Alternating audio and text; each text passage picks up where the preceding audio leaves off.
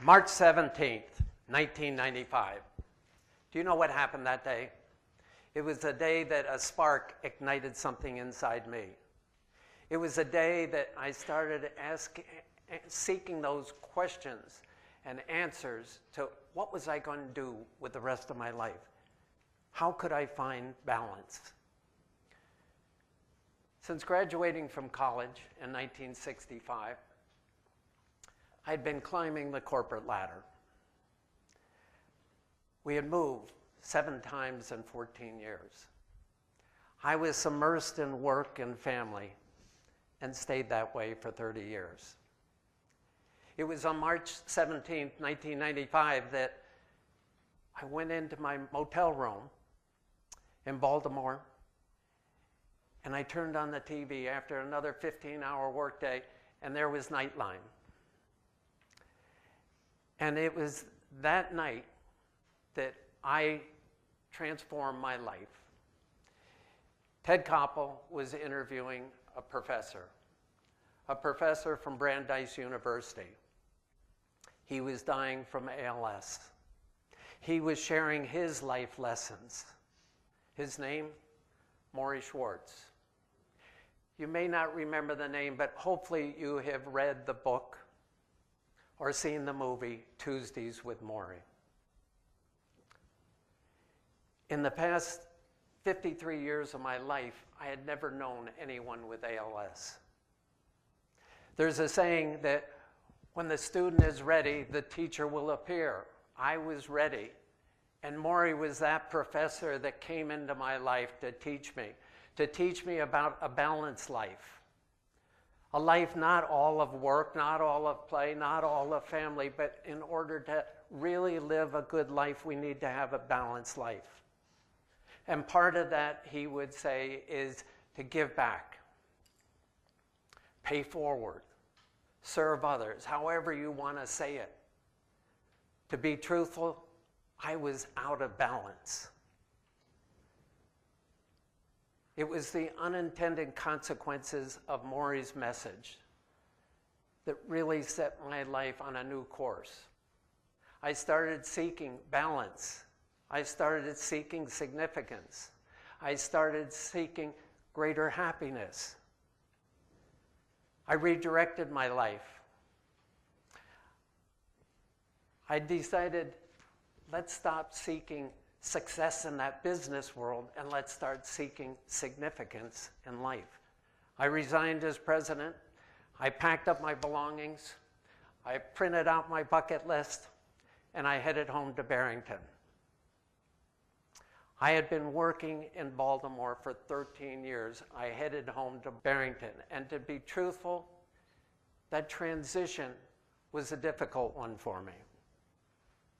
I would wake up in the morning with a lost feeling with, what was I doing with the rest of my life? What was my purpose? And soon, that answer came. The answer came through a phone call from a friend who called me to tell me that he had just been diagnosed with ALS. It was that phone call that had me reach into my heart. And one day I had an epiphany when I was riding my bike that I could use a passion of bike riding to serve others. Though I had never ridden long distances, though I had never asked a person to donate a dime to a charity, I reached out of my comfort zone. I put a plan in place. And that plan was to ride a bike across the United States for 3 causes: ALS, cancer, and hospice. In 2001, I started on that journey of 3,300 miles.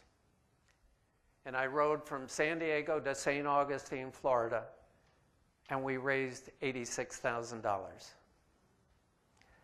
One of the unintended consequences out of that ride was that I had the opportunity to use another passion, the passion for photography. I could take pictures of the beauty of our country and share them with people that were following the website. some of the pictures that really ingrained in my mind were memorials that I'd see almost daily on the side of the road. And they reminded me of my own mortality. And yes, are you ready for this? That we are all terminal. Each memorial would resurface that question. Was I in balance? Was I finding significance? Within a few days of the beginning of that first ride, I started receiving emails from total strangers. They came every day, for the entire ride. I soon found out the name of those people sending it. It was Rich and Lisa Crane. Rich was tediously sending me those emails. He was sending them with his foot. He'd move his mouse with his foot and click one letter at a time. Because Rich had ALS and had lost the use of his hands. Lisa quit her job to care for Rich for the rest of his life. Rich became an inspiration to me. His attitude was phenomenal, even though he had a terminal illness. Rich taught me to focus on what we can do, not what we can't do. Rich taught me what a precious life each day was, to focus on each day and not miss a minute of it. Rich taught me, don't look back, but look forward. Here's a guy with a terminal illness teaching me to look forward to the end of, make the best of the rest of your life. Rich became my attitude coach. Rich became a good friend. And I was honored when I was asked to speak at his funeral.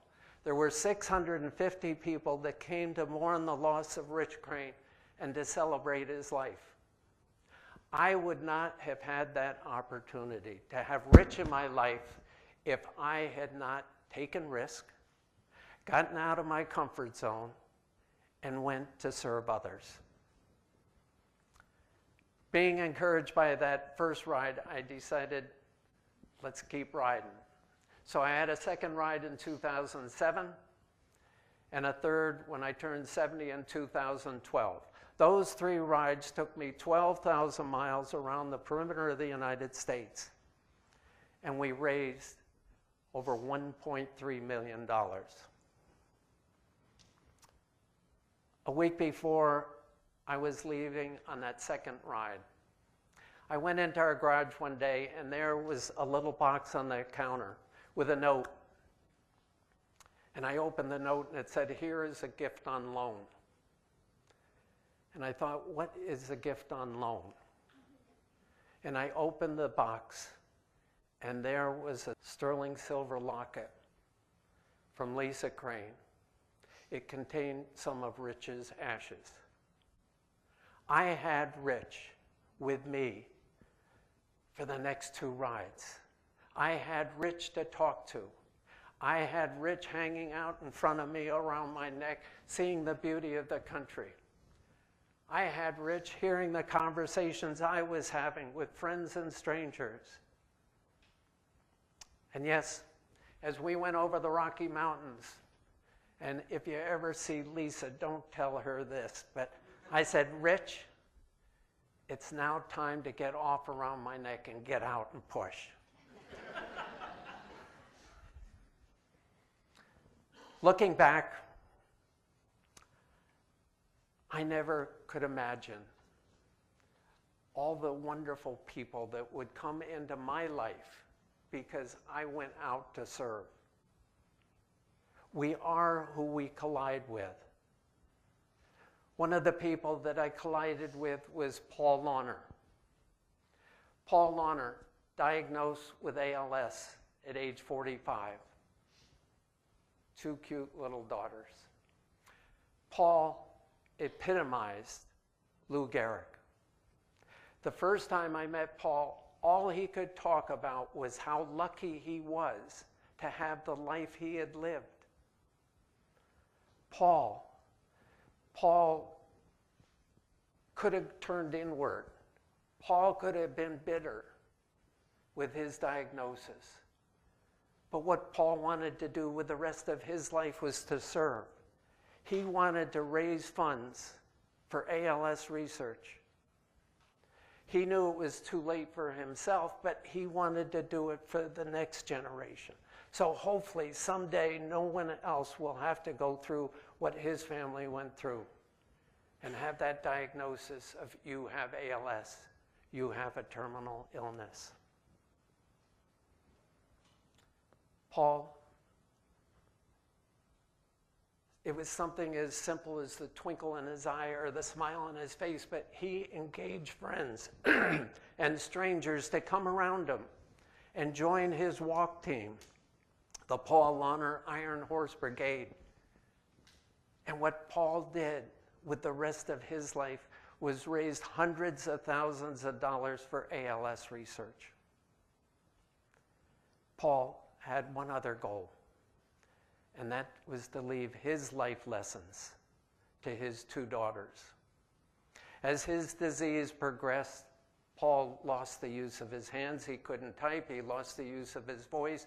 He was just using a little dot on his glasses to move a cursor on a screen and clicking one letter at a time.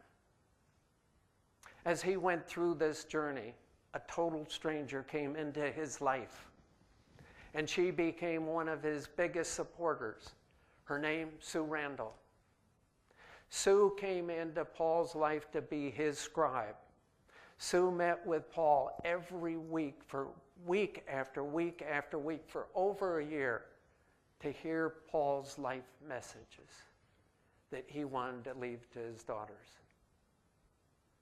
What an unintended consequence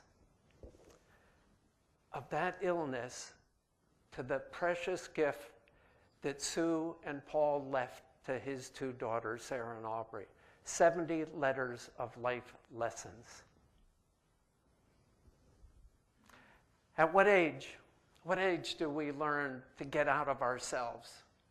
I was a late bloomer, but I know it can be done at any age. One of the joys of A Ride for Three Reasons has been watching kids celebrating their birthdays, not by how many gifts they can receive, but how many donations they can receive to give to other people. One of the special gifts was a knock on our door one day, and I opened the door, and there is Grayson, age 6, with the biggest smile on his face. Grayson had painted a picture of the United States with my route on it. And then his smile got bigger. Grayson handed me an envelope. And in that envelope was $1.42. His life savings. After the second ride, I had the opportunity to go visit all the elementary schools within our school district.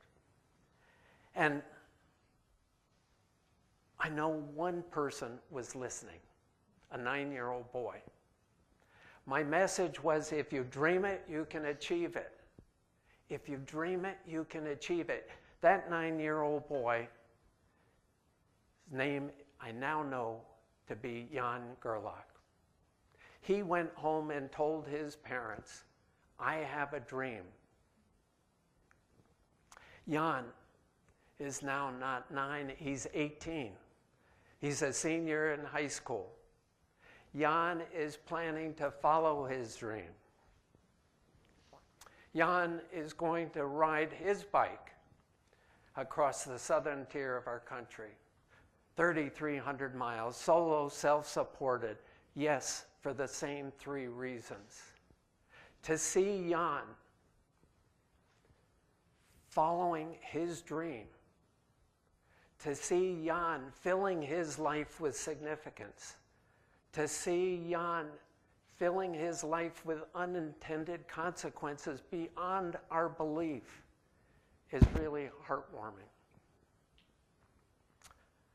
One of my mentors, Dr. Zena Jacques, Zena would tell me that her grandfather, every time he saw her as a little girl, would say, Zena, Zena, what did you learn today and who did you help? Those 4 words, who did you help, has filled and given the light to Zena for her whole life. It has filled her life with unintended consequences and will continue to do so. Just think if we asked every child, what did you learn today and who did you help? Earlier, I talked about Rich and a locket. I wear that locket tonight.